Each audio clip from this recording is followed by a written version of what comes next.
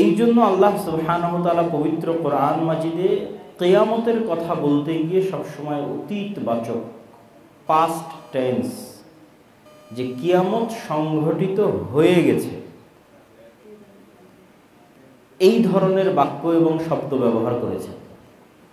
মৃত্যু হয়ে গেছে, কিয়ামত হবে, এই স্তরের বিশ্বাসে কোনো কাজ হবে না। কিয়ামত সংঘটিত হয়ে গেছে, এই স্তরের বিশ্বাস দরকার। সময় বেশি নেই। কিয়ামতকে আল্লাহ তাআলা সব অতীত শব্দ দিয়ে উল্লেখ করেছেন। কিয়ামত তো আসবেই, কিন্তু আল্লাহ বলছেন চলে এসেছে। যেটা আসবে সেটা আসবেই, যার কারণে আল্লাহ তাআলা কোরআন মাজিদে যেখানে কিয়ামতের শব্দ উল্লেখ করেছেন সে শব্দগুলিকে অতীত শব্দ দিয়ে উল্লেখ করেছেন। আবু লাহাবের হাতটা ধ্বংস হবে, ও জাহান্নামে যাবে, কিন্তু আল্লাহ বলছেন তাব্বাত ইয়াদা আবি লাহাব, আবু লাহাবের দুই হাত ধ্বংস হয়ে গেছে। তো হয়নি, তো হবে, তো হবে নিশ্চিত। এই জন্য আল্লাহ তাআলা অতীত শব্দ ব্যবহার করেছে। তো মানুষের চাল চরিত্র আচরণ পশু প্রাণীর মতো হবে, কুকুর শ্রীগালের মতো হবে। এক পর্যায়ে বলতে বলতে আল্লাহ রাসূল একদিন বলছেন যে মানুষ তার বাপকে মারবে, হত্যা করবে। তখন সাহাবীগণ বলছেন যে এটা কেমন হলো কথা, মানুষ কি আর পিতা মাতাকে মারতে পারে? তখন কি তাদের বিবেচনা থাকবে না? লাইসা লাহুম আকল ওকুল, তাদের কি বিবেচনা থাকবে না? তখন আল্লাহ রাসূল বলেন লা তুনজাও আকসার ওকুলিহিম, অধিকাংশ মানুষের বিবেককে বের করে নেওয়া হবে, বিবেচনা বলে কোনো জিনিসই থাকবে না। তো যখন মানুষের বিবেচনা থাকবে না, তখন তো মানুষ পশু প্রাণী হবেই, তখন তো মানুষ সামান্য জিনিস নিয়ে ঝগড়া করবেই, তখন তো মানুষের মান সম্মানের হিসাব করবে না, মানুষকে কোর্টে কাচারিতে যেখানে সেখানে অপমান করার, খাটো করার চেষ্টা করবে, জুলুম করতে, অত্যাচার করতে, নির্যাতন করতে একটুকু দ্বিধা করবে না। সম্মানিত দিনী ভাই বোন, আমরা অল্প সময় আপনাদের সামনে কথা বলবো। আপনারা যে যেখানে আছেন নিজ নিজ স্থানে বসে থেকে কথা শোনার চেষ্টা করুন। দাঁড়িয়ে থাকবেন, আপনি কষ্ট পাবেন, যেটা আমি চাইনি। হয়তো আপনি মনে করবেন যে আব্দুর রাজ্জাক সাহেব আমাকে তুচ্ছ করে কথা বলল। আপনাকে তুচ্ছ করে কথা বলার আমার প্রয়োজনও নেই, তবে আল্লাহ বলেছেন মানুষ কুকুর শ্রীগালের মতো হয়ে যাবে। এটা তো রংপুর। রংপুর মানে কি বুঝাতে চান আব্দুর রাজ্জাক সাহেব? রংপুর মানে বুঝাতে চাই অধিকাংশ মানুষের চরিত্র কুকুর শ্রীগালের মতো। বলে এইটা কি? এটা হলো যে ওরা বনকে জমি দেয় না। রংপুর, দিনাজপুর, লালমনিরহাট, নীলফামারী, কুড়িগ্রাম, পঞ্চগড়, ঠাকুরগাঁ, গাইবান্ধা, বগুড়া, জয়পুরহাট সব কাছাকাছি একই। মানে বোনেরা জমি চাইলে ভাইয়ের মাথা খারাপ হয়ে যায়। অথচ তোমার দাদা মারা গেছে, তোমার ফুফু জমি পাবে বিকেলে, আর তোমার বাপ পাবে সকালে, এরকম কি হিসাব না একসাথেই? তো 10 বছর মরা হলে যে তোমার দাদার, তোমার ফুফুকে যে এখনো তোমার বাপ জমি দেয়নি,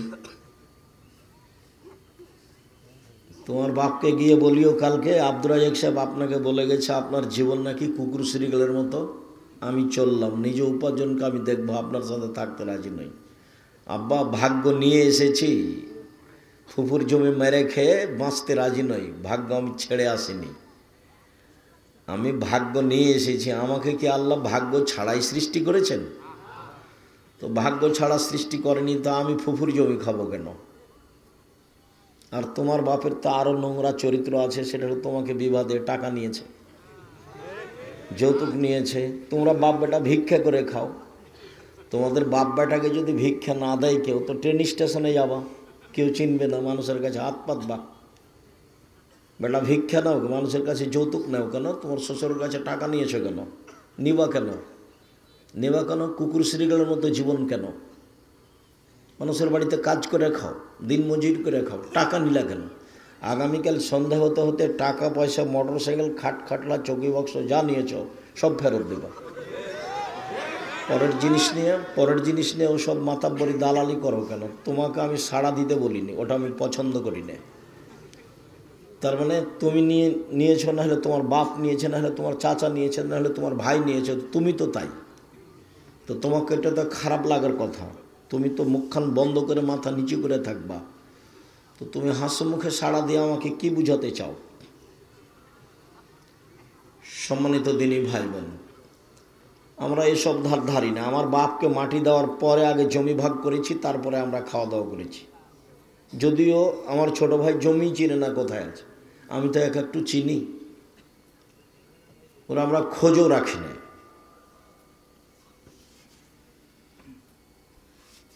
সম্মানিত দিনী ভাই বোন, মানুষের টাকা নিয়ে টাকা দিয়ে মোটর সাইকেল কিনে নিজেকে মাতাব্বরি দেখায়েন না, কাজ করে খায়েন মানুষের বাড়িতে। সারাদিন কাজ করবেন, 500-600 টাকা পাবেন, এটা আপনার কোটি টাকা দাম। কেউ দিনে 1,00,000 টাকা ইনকাম করে, আপনি দিনে 500 টাকা ইনকাম করবেন। আপনি এটাকে মনে করবেন এটা 5 লক্ষ টাকা। আপনি শান্তি পাবেন, বৈধ রুজি উপার্জনের চেষ্টা করবেন। মহান আল্লাহ বলেন, কুল্লিল মুমিনাত ইয়াগযুযনা মিন আবসারিহিন্না ওয়া ইয়াহফাযনা ফুরুজাহুন্না ওয়া লা ইউবদিনা যিনাতাহুন্না। মুহাম্মদ সাল্লাল্লাহু আলাইহি সাল্লাম আপনি মহিলাদের বলে দেন তারা যেন চক্ষু নিচু করে চলে। মানে পুরুষদেরকে তো আল্লাহ আদেশ দিয়েছেন যে পুরুষেরা যেন চক্ষু নিচু করে চলে। আল্লাহ মহিলাদেরকেও বলছেন যে মহিলারা যেন তাদের চক্ষুকে নিচু করে চলে। ওয়ালা ইউবদিনা যিনাতাহুন্না, তারা যেন তাদের সৌন্দর্যকে প্রকাশ না করে, এটা আদেশ।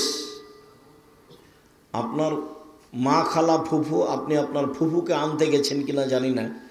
আমি তো আমার মায়ের সাথে গেছি আমার খালাদের বাড়ি, তো গরুর গাড়িতে গেছি, যার জন্য বুঝতে পারি না যে আমার মা কিভাবে হাঁটতেন রাস্তায়। তবে আমার ফুফুকে দেখেছি, আমি আমার ফুফুর সাথে আমাদের বাড়ি আসছি বা আমার ফুফুকে নিয়ে গেছি, রাস্তায় মানুষ পড়েছে, তখন আমার ফুফু রাস্তার একদিকে দাঁড়িয়েছে। মানুষটা যখন পার হয়ে গেছে তখন আমার ফুফু আবার হাঁটতে লেগেছে।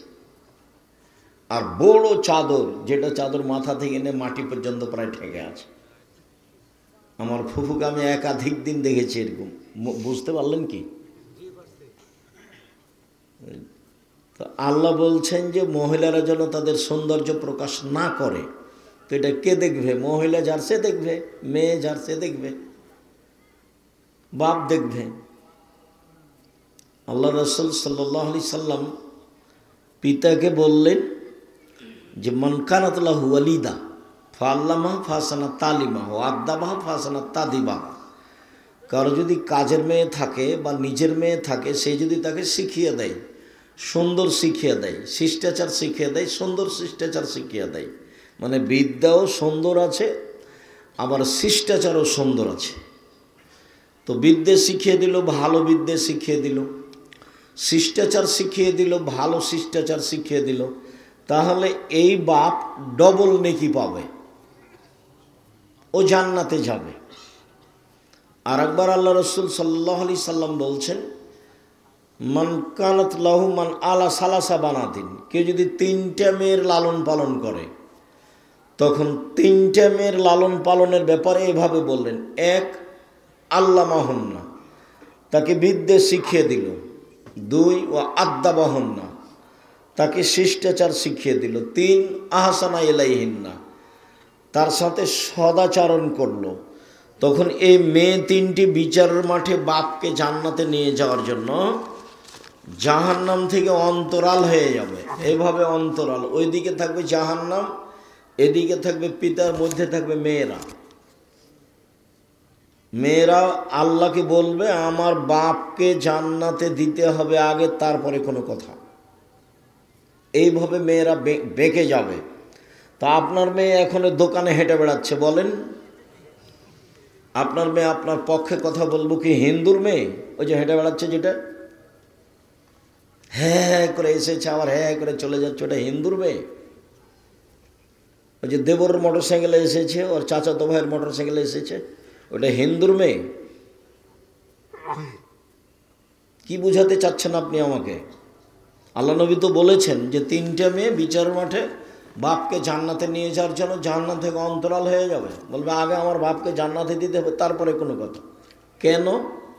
বিদ্যে শিখে দিয়েছে বাপে মেয়েকে, শিষ্টাচার শিখিয়ে দিয়েছে। শিষ্টাচার কী জিনিস সে তো আপনিও কোনো দিন ভাবেননি, মেয়েও কোনো দিন ভাবেনি।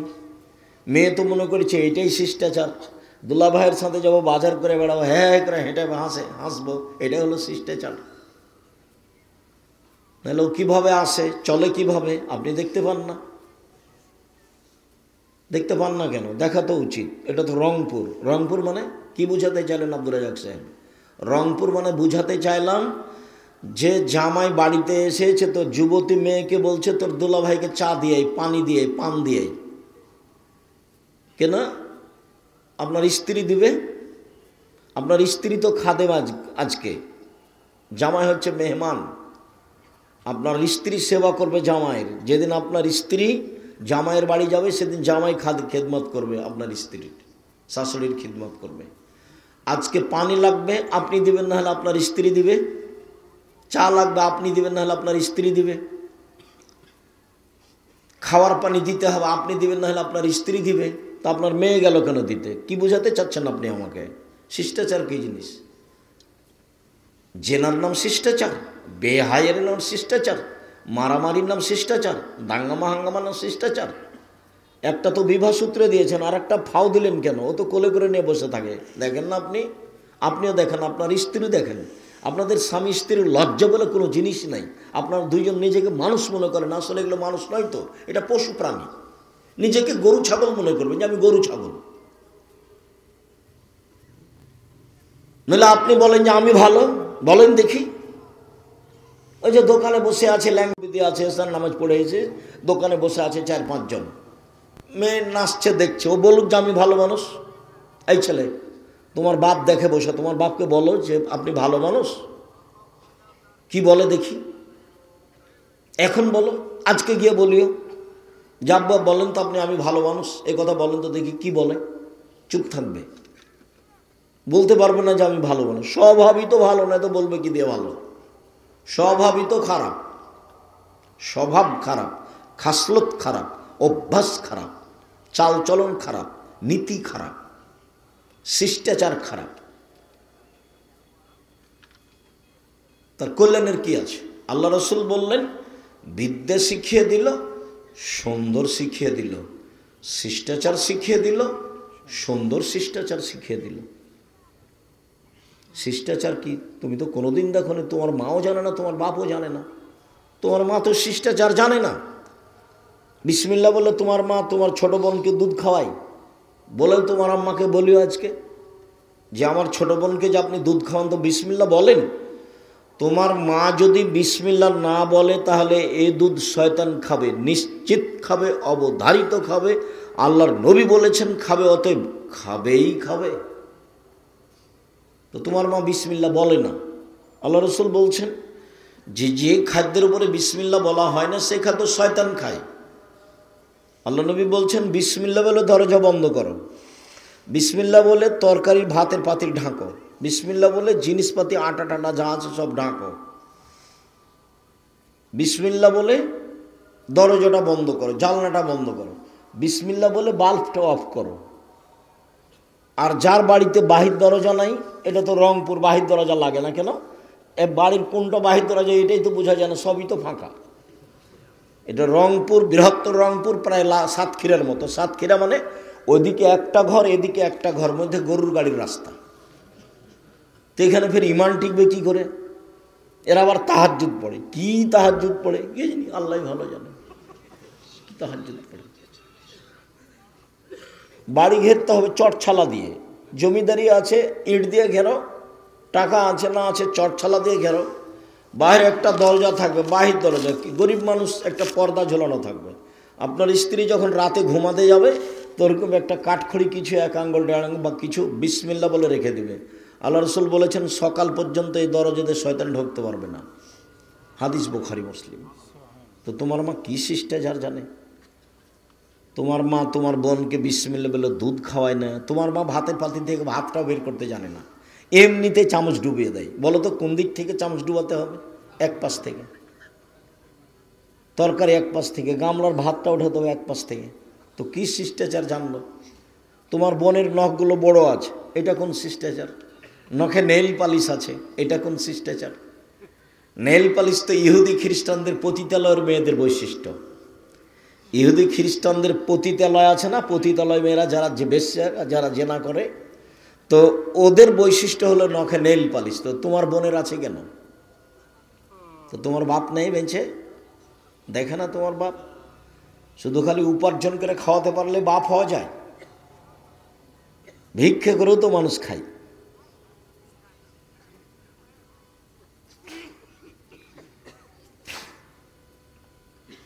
বাপ মা মানে পাহারাদার। আল্লাহ রাসূল তো শক্ত করে বলেছেন, মা হলো মা মানে বিদ্যা শিখিয়ে দিবে, সুন্দর বিদ্যা শিখিয়ে দিবে, শিষ্টাচার শিখিয়ে দিবে, ছেলে মেয়েকে পরিপাটি করে রাখবে, পাহারা দিবে। তো কি পাহারা দিল? কি পাহারা দিল? সম্মানিত দিনী ভাই বোন, আল্লাহ তাআলা বলেন, মুহাম্মদ সাল্লাল্লাহু আলাইহি সাল্লাম আপনি মহিলাদের বলে দেন তারা যেন চক্ষু নিচু করে চলে, ওরা যেন গায়ে কাপড় দিয়ে চলে, ওরা যেন ওদের সৌন্দর্যকে ঢেকে রাখে।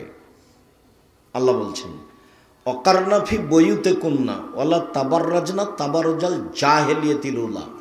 হে মুসলিম মহিলা, তোমরা বাড়িতে থাকো। বন্যতার যুগে, বর্বরতার যুগে, অসভ্যতার যুগে নারীরা যেভাবে প্রদর্শনী দিয়ে রাস্তাঘাটে চলতো সেভাবে চলো না। মানে এখন যেভাবে মেয়েরা চলছে রাস্তাঘাটে, এইভাবে জাহিলিয়াতের যুগে চলতো, মানে আমাদের নবী আসার পূর্বে। ওটাকে বলা হয়েছে মূর্খতার যুগ, জাহিলিয়াতের যুগ, বন্যতার যুগ, বর্বরতার যুগ, অসভ্যতার যুগ। তো এইটা তো পল্লী এলাকা। তো তোমার বোন বাজারে যায় কেন? কেন যাবে?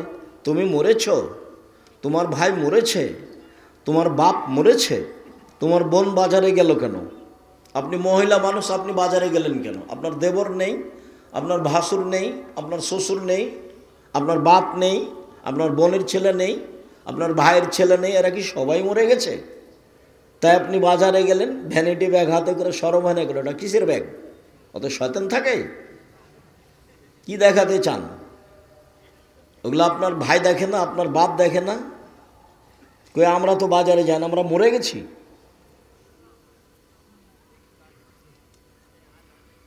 কেন যাবেন? কেন বাজারে যাবেন মহিলা মানুষ? কেন আপনাকে এভাবে চলতে শিখতে হলো? জিনিস আপনাকে কিনতে হবে কেন? সহজ পথ।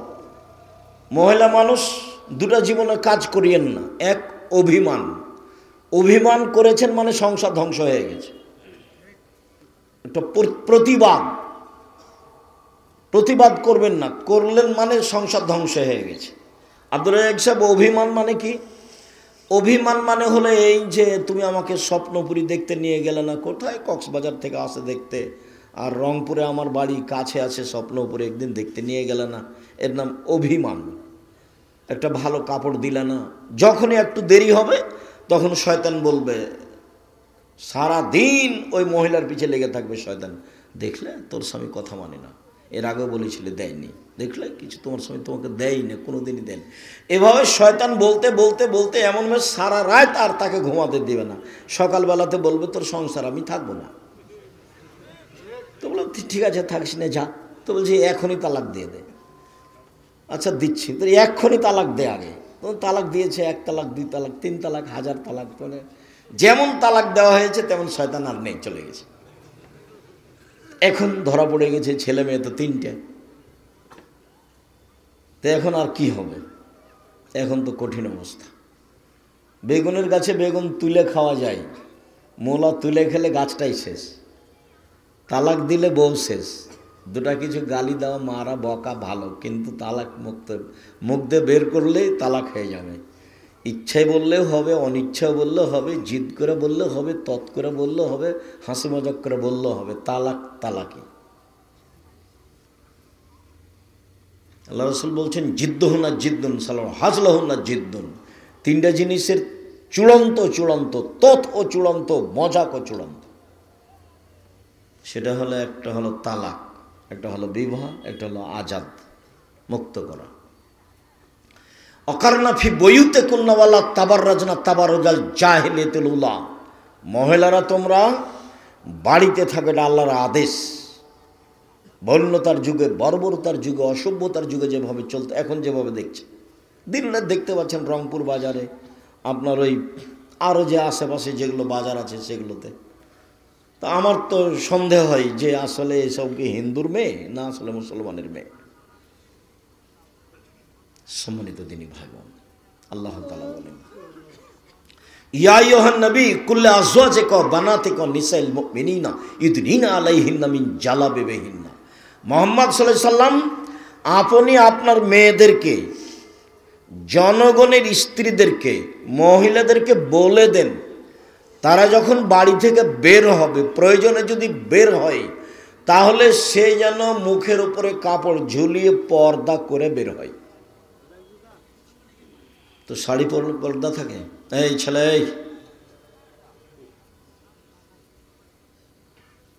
কেমন অনুভূতি! দূর থেকে চিৎকার করে বলছে, একটা জিনিস দিচ্ছে তো চিৎকার করে বলছে যে নাও। কি অনুভূতি! এই ছেলেরা, তোমরা যারা কয়েকজন আছো কি না আমার কাছে ধরা পড়ে না, পাহারা দাও, আশেপাশে দাঁড়িয়ে থাকো, আশেপাশে কেউ যেন মোটর সাইকেল স্টার্ট দিয়ে না যায়, গেলে দূরে গিয়ে স্টার্ট দিবে, এখানে নয়। আর আমি তো আপনাকে বক্তব্য শোনাতে বাধ্য নই, আমি আপনার জন্য এসেছি, এ কথাই ঠিক। আমি ক্লাস থেকে বের হয়ে এসেছি, আবার গিয়ে ক্লাস করব ইনশাআল্লাহ। আমি এত ব্যস্ততার মধ্যে আপনার কাছে এসেছি, আপনার জন্য এসেছি। আপনার আমি কিছু না কিছু উপকার করবই করব ইনশাআল্লাহ, এই জন্য এসেছি। এখন আপনি যদি নিজেকে গরু ছাগল মনে করেন তাহলে তো আমি বুঝাতে পারবো না,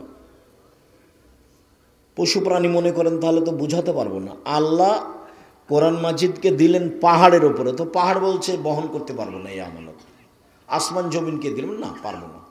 তো মানুষ বললো যে আমরা পারবো, তো যেমনই মানুষ বললো যে আমরা পারবো, তেমন আল্লাহ তাআলা বললেন জলুমান জাহুলা, মানুষ বড় জাহেল, মানুষ বড় জালেম, মানুষ বড় জাহেল, মানুষ বড় জালেম। অবাক কথা, কোরআন মাজিদের জিম্মেদারি আমরা নিলাম, সেই জন্য আমরা জাহেল হয়ে গেলাম, জালেম হয়ে গেলাম। এটা বুঝতে ভুল হয়েছে। জালেম মানে কে? বুঝেও মানে না যে সে হলো জালেম, বুঝেছে যে এটা আমাকে করা লাগবে। ও জানে যে বিড়ি, তামাক, জর্দা, সিগারেটগুলো হারাম, খাদ্য হারাম, এগুলো খেয়ে ইবাদত কবুল হবে না। বিড়ি, তামাক, জর্দা, সিগারেটগুলো এগুলো হারাম খাদ্য, এগুলো নেশাদার দ্রব্য, এ দিয়ে ইবাদত কবুল হবে না। তারপর নিয়মিত জর্দা খাই, গুল খাই, তে হলো জালেম। মানে জেনেও মানে না যে সে হলো জালেম। চেষ্টা করলে বুঝতে পারবে, কিন্তু চেষ্টা করে না, সে হলো জাহেল। আমি এই টেবিলটার সামনে 1 ঘন্টা বক্তব্য দিয়ে বলছি টেবিল বড় জাহেল, আমার কথাই বুঝে না, এটা হবে? মাইকের সামনে 1 ঘন্টা বক্তব্য দিয়ে বলছি মাইক বড় জাহেল, আমার কথাই বুঝে না, তো এই কথাটা মানালো? তো মানুষ চেষ্টা করলে বুঝতে পারবে, কিন্তু চেষ্টা করে না, তখন মানুষ হলো জাহেল। আর জানে বুঝে মানে না, তখন হলো জালেম। জানে বুঝে মানে না, তখন হলো জালেম। সম্মানিত দিনী ভাই বোন, বলছিলাম আল্লাহ তাআলার আদেশ, মহিলারা যখন বাড়ি থেকে বের হবে তখন পর্দা করে বের হবে, এটা আল্লাহর আদেশ। আল্লাহ তাআলা বলছেন ওয়াইদা সাআলতুমুহুন্না মাতান ফাসআলুহুন্না মিন ওয়ারাই হিজাব। পৃথিবীর মানুষ, তোমরা যদি মহিলাদের কাছে কিছু চাও তো অন্তরাল থেকে চাও, আড় থেকে। তো খোলা মাঠে আপনার স্ত্রী আছে, সেখানে অন্তরাল কি? আবার আপনার স্ত্রী, আপনিও দেখতে পান যে আপনার জামাই আপনার যুবতী মেয়েকে কোলে করে নিয়ে বসে আছে, এটা আপনিও দেখতে পান। তো অন্তরাল কি হলো? হাটে বাজারে যাচ্ছে ভ্যানিটি ব্যাগ না আপনার স্ত্রী, তো অন্তরাল কি হলো? কেন বাজারে যাচ্ছে? আল্লাহ বলছেন যে মহিলাদের কাছ থেকে কিছু নিতে হলে অন্তরাল আট থেকে নাও, কথা বললে আট থেকে বলো, এটা তোমাদের জন্য, তোমাদের অন্তরের জন্য পবিত্রতা, ভালো, ভুল পথ থেকে বেঁচে যাওয়া, এটা আল্লাহর আদেশ। সম্মানিত দিনী ভাই বোন, মহিলাদের মর্যাদা অনেক বেশি, অনেক বেশি। দেখায় আপনাকে এত বেশি যে এর ধারে কাছে পুরুষ মানুষ নেই। আব্দুর রহমান আউফ বলছেন যে ইন্নাল মারাতা এজা সাল্লাত খামসাহা, মহিলা যখন 5 ওয়াক্ত সালাত আদায় করলো, অসামাত শাহরাহা, রমজান মাসে সিয়াম পালন করলো, ও আতাত বালাহা, স্বামীকে মেনে চলল, অহসানাত ফারজাহা, জেনায় লিপ্ত হলো না, তখন সে জান্নাতের 8টা দরজার যে কোনো দরজাতে ঢুকতে পারবে। এইরকম 4টা কাজ করলে কোনো পুরুষ জান্নাতে চলে যাবে, এরকম কথা আল্লাহ রাসূল বলেননি। 1 মিনিট, একটা কাজ আছে সেখানে পুরুষ নারী সবাই। কি? রাসূল সাল্লাল্লাহু আলাইহি সাল্লাম বলছেন, যে ব্যক্তি ওযু করবে, সুন্দর করে ওযু করবে, ওযুর পরে যদিও বলে আশহাদু আল্লা ইলাহা ইল্লাল্লাহু ওয়াহদাহু লা শারীকা লাহু ওয়া আশহাদু আন্না মুহাম্মাদান আবদুহু ওয়া রাসূলুহু, তাহলে তার জন্য জান্নাতের সব দরজা খোলা। তো তাহলে এখানে তো পুরুষ নারী সবাই সমান। আপনার জন্য যদি এখন থেকে কিয়ামত পর্যন্ত চেষ্টা করি যে একটা ভিন্ন মর্যাদা বের করব পুরুষ হিসাবে, তা বের করা যাবে না। মহিলাদের যাবে অনেক।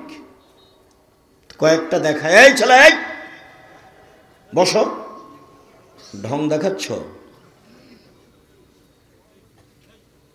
আপনারা ভাই আর একটু খেয়াল করবেন, পরিবেশ নষ্ট করে। ও তো এমনি এসেছে, হুড়াহুড়ি করছে, একটু পরে বাইরে যা হুড়াহুড়ি করবে, দৌড়াদৌড়ি করবে।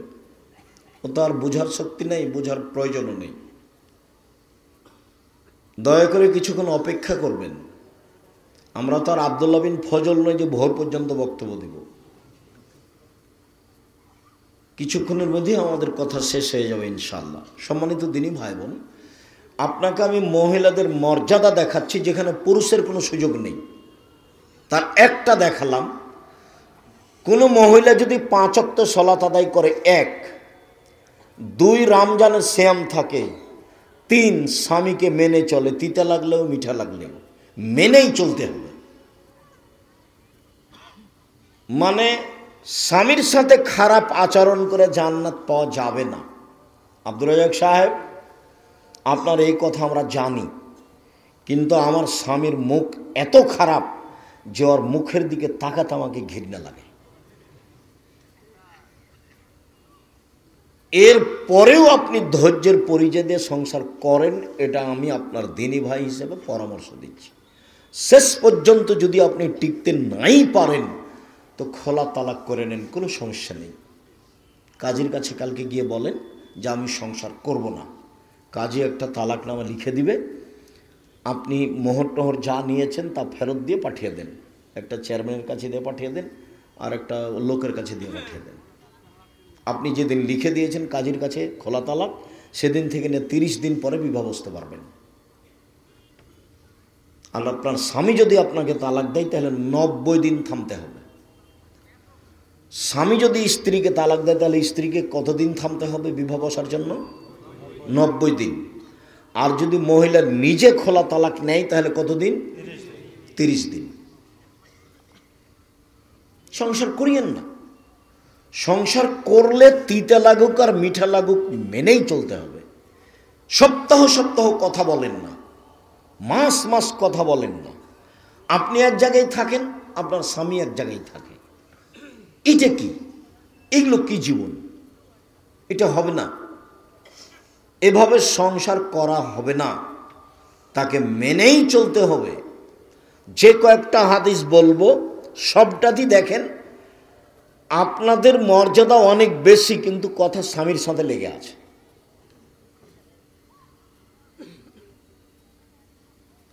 1 5 ওয়াক্ত সালাত, 2 রমজানের সিয়াম রোজা, 3 স্বামীকে মেনে চলা, 4 জেনায় লিপ্ত না হওয়া, কোনো সময় যদি জেনা ঘটে গিয়ে থাকে তাহলে আজ থেকে বন্ধ, তোবা করতে হবে।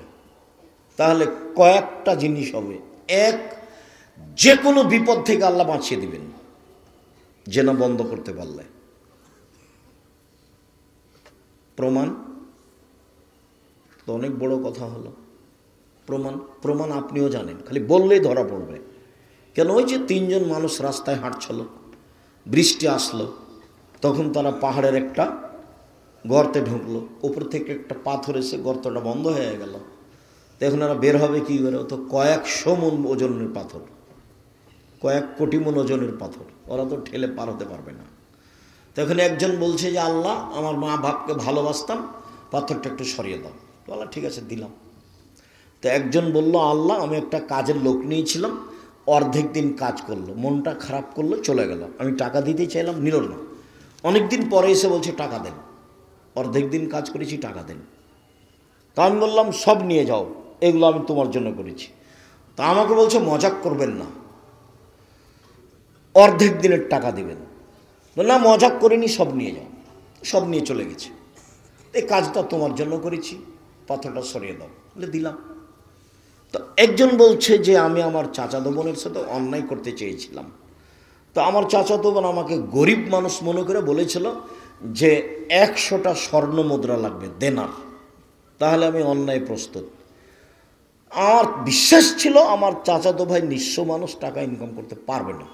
হঠাৎ একদিন দেখা গেল সে টাকা নিয়ে উপস্থিত, সে অন্যায় করার চেষ্টা করলো, আরম্ভ করবে। এরকম সময় আমি বললাম, দেখ অন্যায় করে আমাকে অসতী প্রমাণ করিস না, আল্লাহকে ভয় কর। তো আমার বোন যখন এভাবে বলল তখন আমি অন্যায় করিনি। তা আমি তো অন্যায় করিনি, আমি জেনা করিনি, আমি নিজেকে বাঁচিয়ে নিয়েছি, তুমি পাথর সরিয়ে দাও। তা আল্লাহ বললেন ঠিক আছে দিলাম, তুমি অন্যায় বন্ধ করো, বিপদ থেকে বেঁচে যাবো, যে কোনো বিপদ থেকে। তুমি যদি অন্যায় বন্ধ করতে পারো তাহলে বিচার মাঠে বিশেষ ছায়াতলে থাকতে পাবা। 7 শ্রেণীর মানুষ বিশেষ ছায়াতলে থাকবে, তার 1 শ্রেণীর মানুষ যে অন্যায়ের প্রস্তাব দেয় তখন বলে ইন্নী আখাফুল্লাহ, আমি আল্লাহকে ভয় করি। ওটা বুখারী মুসলিম, এটাও বুখারী মুসলিম। আর এখন যেটা বলছি সেটা কোরআন মাজিদের আয়াত, অনাহা নাফসা আনিল হাওয়া ফাইনাল জান্নাতা হিয়াল মাওয়া। কেউ যদি নিজেকে অন্যায় থেকে ঠেকাতে পারে আমি আল্লাহ তাকে জান্নাতুল মাওয়া দিয়ে দিলাম। তা আপনি মহিলা মানুষ, আপনি নিজেকে অন্যায় থেকে ঠেকান, জান্নাতের সব দরজা খোলা। আর পরে যেটা বললাম যে ওযু করার পরে এই দোয়া পড়লে জান্নাতের সব দরজা খোলা, এটা পুরুষও সুযোগ পাবে, মহিলাও সুযোগ পাবে, সমান সমান। মহিলাদের ভিন্ন মর্যাদা। রাসূল সাল্লাল্লাহু আলাইহি সাল্লাম বলছেন, পৃথিবীর মানুষ শুনে রেখো, খাইরুন নিসা, সবচেয়ে ভালো মহিলা কে? তো ভালো বলতে গিয়ে মানে জান্নাতে যাবে কারা? এক, নবী, নবী জান্নাতে যাবেন। 2, সিদ্দিক, সত্যবাদী জান্নাতে যাবে। 3, শহীদ, শহীদ জান্নাতে যাবে। 4, নিসা, আহলুন নিসা, নিসা মিন আহলিল জান্নাহ, মহিলারা জান্নাতে যাবে। মহিলারা জান্নাতে যাবে বলে আল্লাহ রাসূল চুপ হলেন না, আর একটু বললেন, সেটা হলো 1, আল অদুদ, স্বামীর সাথে প্রেম বিনিময় ভালোবাসায় আগ্রহী যারা। 2, বেশি সন্তান দিতে পারে যারা। 3, আল আউদ, কোনো সময় স্বামী মন খারাপ করলে হাত ধরে বলে, যতক্ষণ পর্যন্ত তুমি খুশি না হবা ততক্ষণ পর্যন্ত আমি কোনো কিছু খাবো না। এই নারী জান্নাতি নারী। 1, নবী জান্নাতে যাবে, তো ওখানে তো আমরা নেই। 2, সিদ্দিক জান্নাতে যাবে, সত্যবাদী। আমরা তো সারাদিনে কত যে মিথ্যা বলছি হিসেবে। 3, শহীদ, শহীদ তো শহীদই, আপনি যাকে শহীদ বলছেন এটা নয়, শহীদ জান্নাতে যাবে। 4, নিসাউ মিন আহলিল জান্নাহ, মহিলারাও জান্নাতে যাবে। আপনার তো সিরিয়াল আসলো না, কই আপনি? আপনার কোনো মর্যাদা ভিন্নভাবে নেই, মহিলারা জান্নাতে যাবে। মহিলারা জান্নাতে যাবে বলে আল্লাহ রাসূল তিনটা কথা বললেন।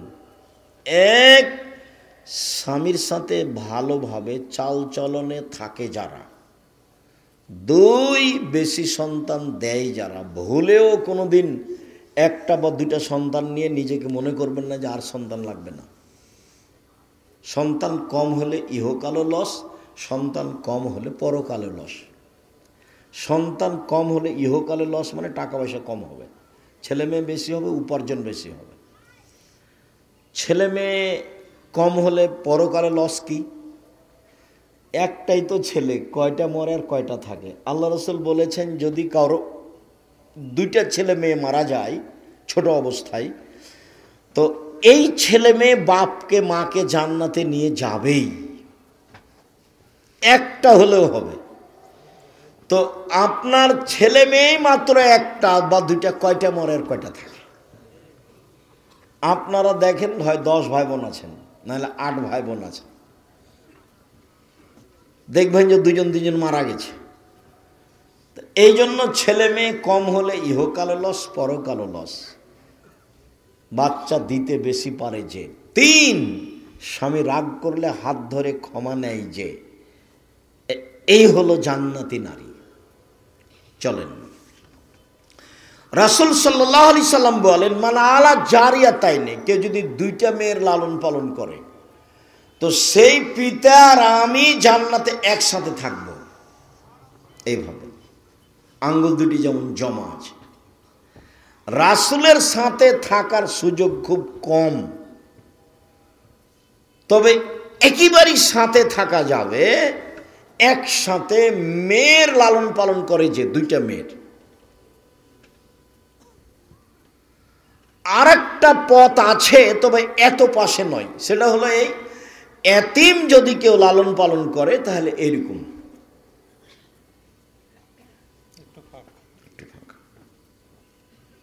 আর আরেকটা বলেছেন যে কেউ যদি সত্যবাদী ব্যবসায়ী হয়, ব্যবসা সত্যবাদী যদি হয়, তাহলে নবীর সাথে জান্নাতে থাকতে পাবে। তখন কিন্তু এরকম বলেননি, বলেছেন যে সাথে থাকতে পাবে। আর আরেকটা বলেছেন কেউ যদি নিয়মিত তাহাজ্জুদ পড়ে, বেশি সিজদা করে, তাহলে নবীর সাথে থাকার সুযোগ হবে, তবে এরকম নয়। তাহলে এইভাবে থাকার সুযোগ কোথা থেকে আসলো? মেয়ে, দুইটা মেয়ে লালন পালন করলে। 10টা ছেলেকে যদি মাস্টার ডিগ্রি পাস করান তো এক নেকিও হবে না। তো পড়াবো কেন? জন্ম দিয়েছেন এই জন্য, নইলে তো টোকাই হবে, মানুষের জিনিস চুরি করে খাবে।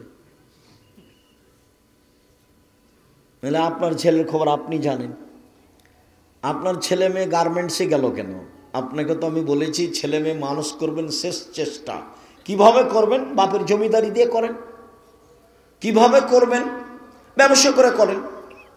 কিভাবে করবেন? দিন মজুরি করে করেন। কিভাবে করবেন? ভিক্ষা করে করেন। শেষ উপার্জনের পথ কি? ভিক্ষা। এরপরেও ছেলে মেয়ে গার্মেন্টসে যেতে পাবে না। বাপ শেষ পর্যন্ত ছেলে মেয়েকে কিভাবে পড়াবে? ভিক্ষা করে। আল্লাহ রাসূল আদেশ করছেন, আনফিক আলাইয়ালিক মিন তাওলিক, তুমি তোমার উপার্জিত সম্পদ তোমার ছেলে মেয়ের পিছনে খরচ করো। কি বলতে চাচ্ছেন? আমি আপনার কথাতে খুব কষ্ট পাই। আপনি ছেলে মেয়েকে যেভাবে মানুষ করতে চেয়েছেন সেভাবে আপনার উদ্দেশ্য ভালো হয়নি। আপনি বলছেন যে আমার ছেলেটার মেধা ভালো, ওকে একটা ডাক্তার বানাবো। তো প্রায় ডাক্তারই তো করে প্রতারক। ওই কোম্পানির ওষুধ লিখে যে কোম্পানি তাকে টাকা দিয়েছে। বলছেন বড় ইঞ্জিনিয়ার বানাবো, তো প্রায় ইঞ্জিনিয়ার তো চোর।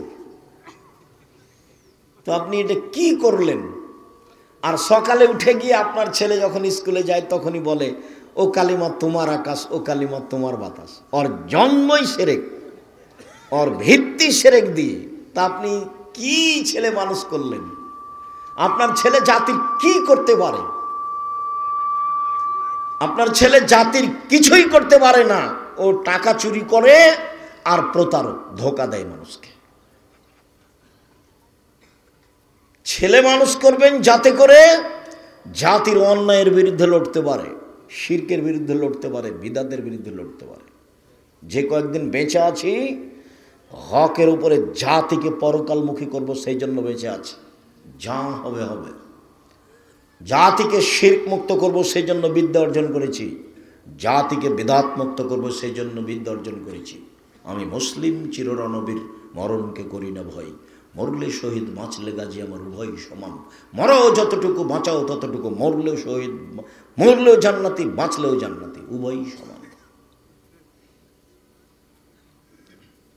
এই জন্য আমি পড়াশোনা শিখেছি, জাতির উপকারের জন্য। কোম্পানি যে টাকা দিয়েছে ওরই ওষুধ লিখেছি। একে আপনি এত টাকা দিয়ে পড়িয়ে কি করলেন? ও লন্ডন থেকে পড়েছে, যে তাতে কি হবে? চাঁপাইনবাবগঞ্জের ভাষাতে আমও গেছে, ছালাও গেছে, কাঁদতে কাঁদতে 2 চোখও গেছে। 16 আনাই মিছে, জীবনটাই 16 আনাই মিছে। আপনিও নিজে বিবেচনা করেন, ছেলে মেয়েও যেন জাতির কল্যাণে আসে, এই জন্য পড়ান। বেগম রোকিয়া বই লিখেছে, রংপুর বাড়ি। কে না চিনে না তাকে? আমি তো কোনোদিন সম্মান দিতে পারিনি। রংপুর ট্রেন স্টেশনে, কথার কথা, কথা সত্য, কিন্তু রংপুর ট্রেন স্টেশন খাস নয়। সেটা হতে পারে সম্ভবত এতে পাটনা। তো পরহেজগার মেয়েরা হজ করতে যাবে, মহিলারা, তখন ওদের বাপ চাচারা কেউ ট্রেন স্টেশনে গিয়ে রেখেছে, তোমরা বসে থাকো, ট্রেন আসবে, তখন আমরা ট্রেনে উঠবো। তখন বেশি পর্দা করে, তো একটা বড় চাদর দিয়ে ওরাকে ঢেকে রেখেছে। তখন স্টেশন মাস্টার ওখান দিয়ে যাচ্ছে, বলছে কিসের বস্তা এগুলো, দিয়ে পা দিয়ে লাথি, কিসের বস্তা এগুলো, কিসের বস্তা, লাথি দিয়ে দেখাচ্ছে। তার মানে বেগম রোকেয়া